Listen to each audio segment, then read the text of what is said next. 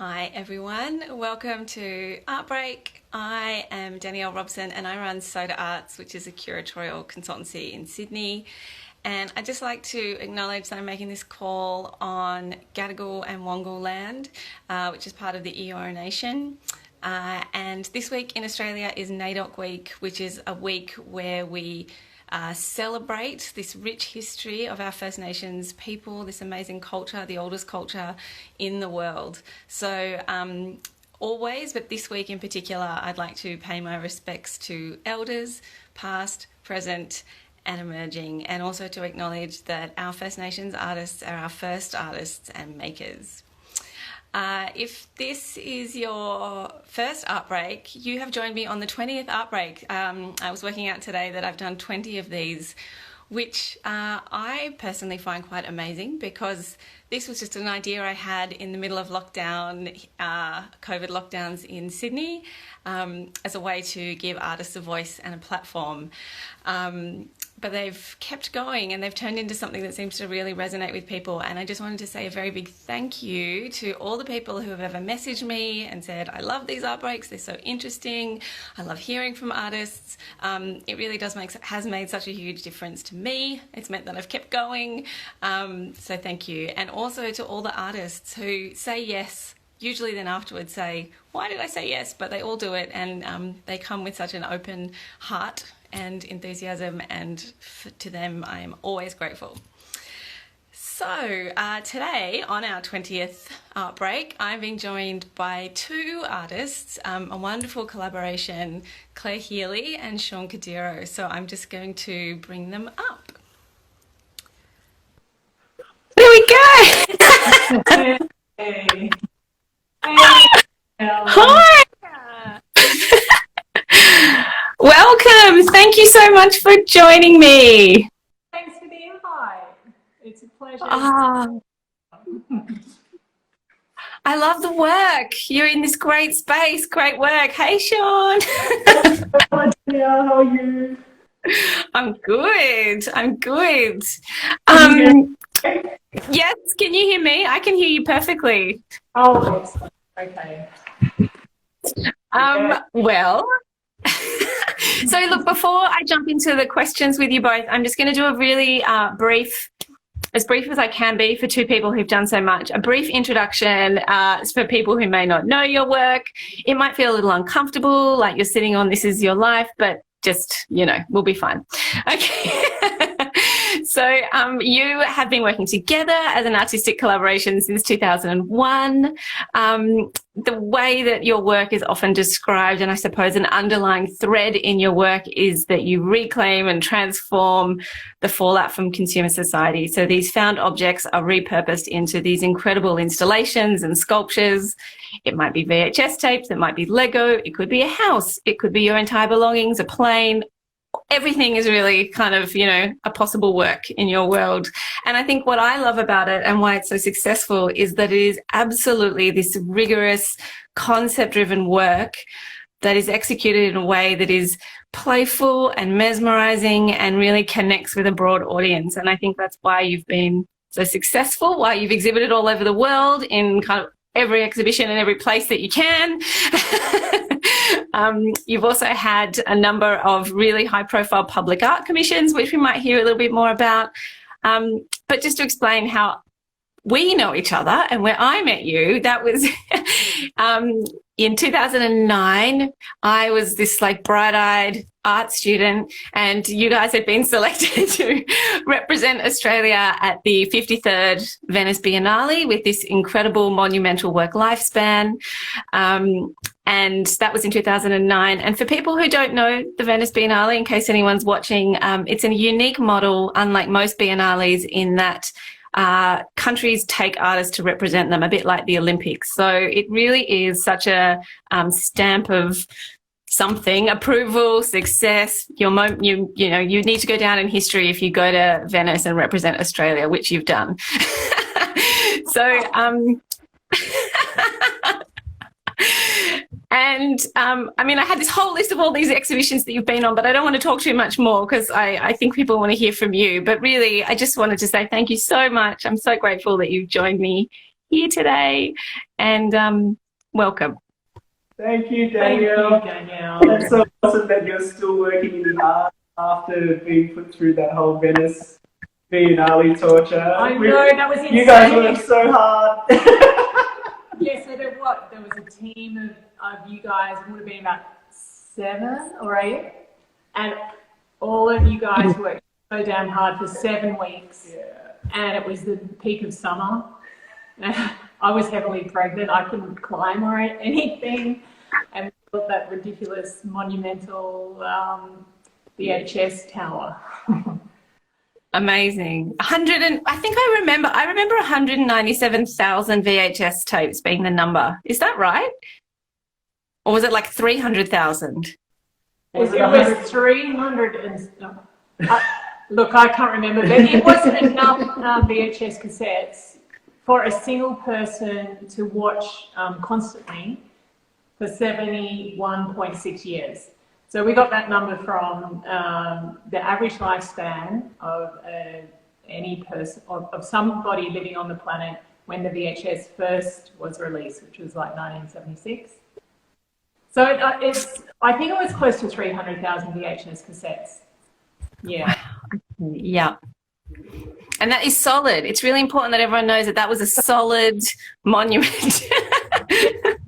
We had a visitor's book, and there were a lot of people had query like how was it really that number? Some people had done the maths and everything. It was so cute reading through that book.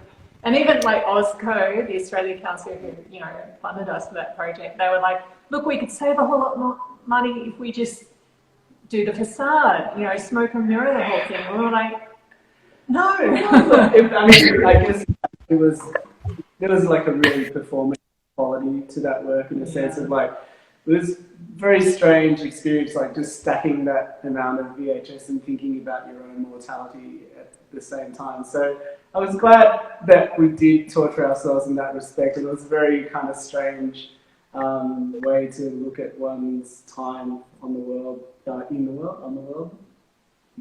But, yeah. Yeah. Did you get that vibe when you were working on it? Yes, yeah, definitely. Yes, time was this very elastic thing.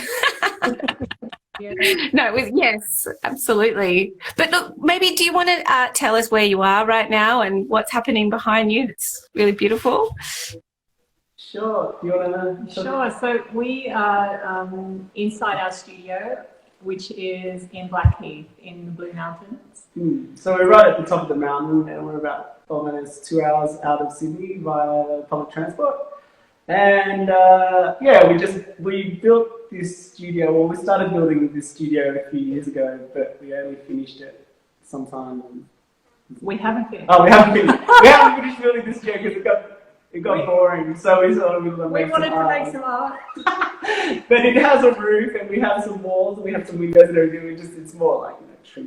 It's all the boring bits. So we're really lucky to have got the studio in place before the whole lockdown and stuff. So this is kind of the first body of work that we've made it. Have we made it? So we've made some works in the studio, but this is really the first body of work that we've got together in the studio. So it's very nice. We've realised that we've got 3 of every single tool because we've always worked so scattered in such a scattered fashion that you can never find anything, and now everything's in one place. But that includes like even on our property, because our studio consisted of a garage, a yurt, and a shipping container. So we'd always have these, all our tools scattered between these 3 spaces. And Blackheath is a very cold and wet place, and so we're forever going from one place to the other. Like, where is that dream? But it's such a dream now to have this studio, which we're speaking from today. Yeah. Amazing. And the work behind you, is that part of your new show? Yeah, it's we've got this body work happening. It's called You Are Here, and it's going to be opening at Rosalind Oxley Gallery. Rosalind Oxley Gallery. What about the 9? Rosalind Oxley 9 Gallery in Paddington. Yes. And that will be opening on the 7th of December. So we've got a whole body of work here. We're pushing out the last week of, producing this, and we've pretty much got these, we've created these kites out of aeroplane components. So Wow. of everything is like a particular part that's come from some military aircraft. So last year we bought a whole bunch of aeroplane parts from the Australian Air Force, and we've used those parts as the kind of canvases or the kite structure for our kites. So most of the kites that we've created are, they're traditional Japanese designs.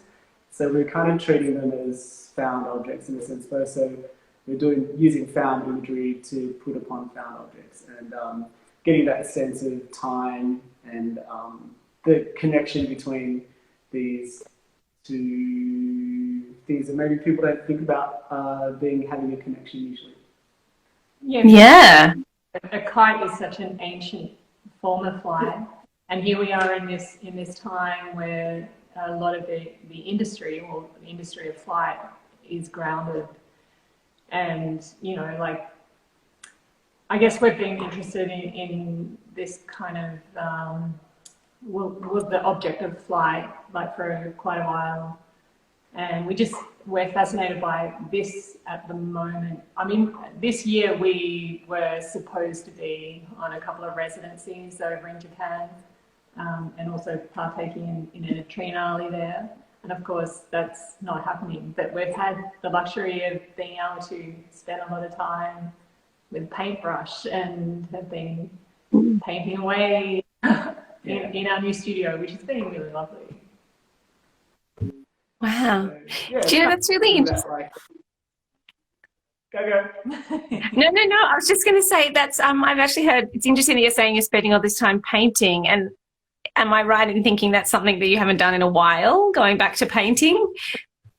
Because I think any painter that's seen my work would agree with that.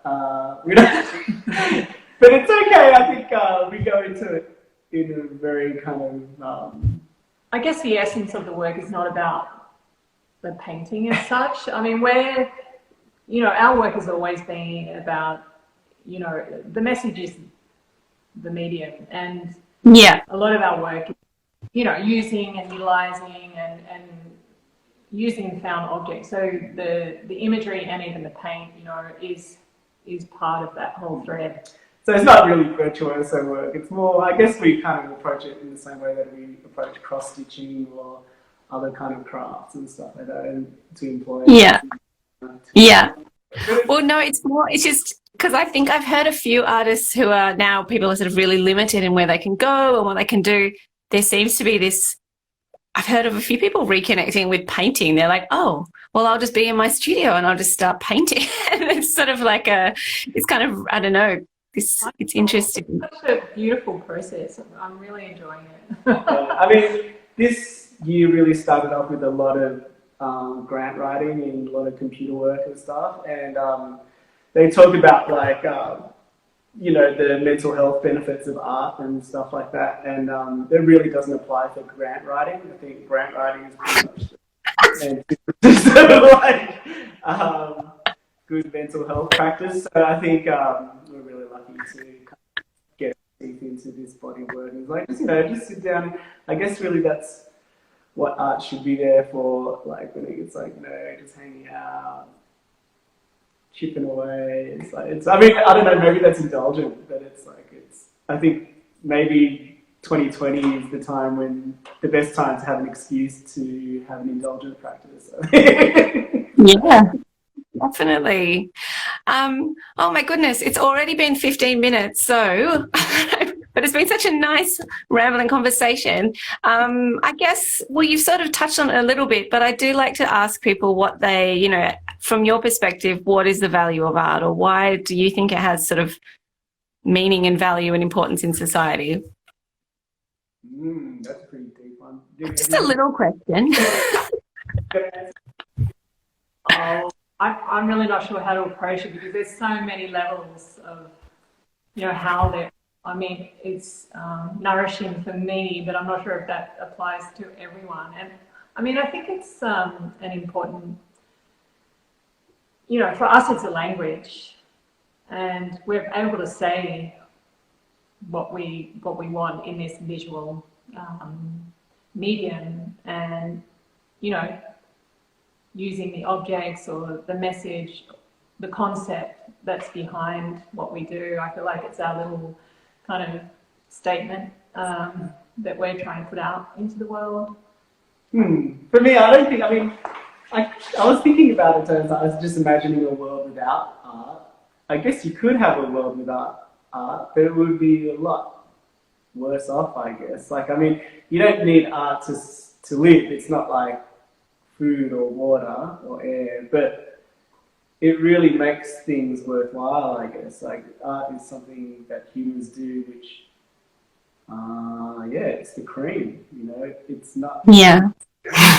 makes things worthwhile, I think, but I mean, some would say I'm biased. I think you are. But I mean, it is, I mean, in terms of public art, I think it's, you know, an important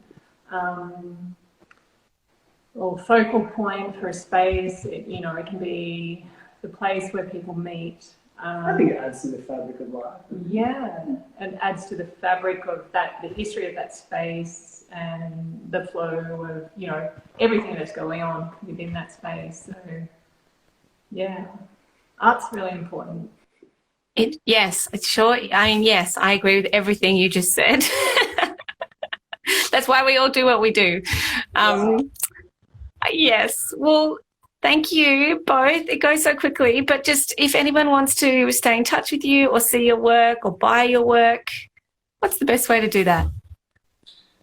Well, I guess, it's nice timing. Thanks, Danielle. We're just about to have our show at and that'll be December the 7th, and it runs through over to the new year and carries on, I think, through to around the 20th of January. I'm not too sure of the end date, but yeah, that's in Paddington at Rosalind Oxley 9 Gallery. Brilliant. Thank you. Thank you so much. And this video, like all the others, will it'll be on the Soda IGTV and then also on the website if anyone wants to watch it again. Thank you both so much. Enjoy the rest of your day. I can't wait to see the show when it opens in a few weeks.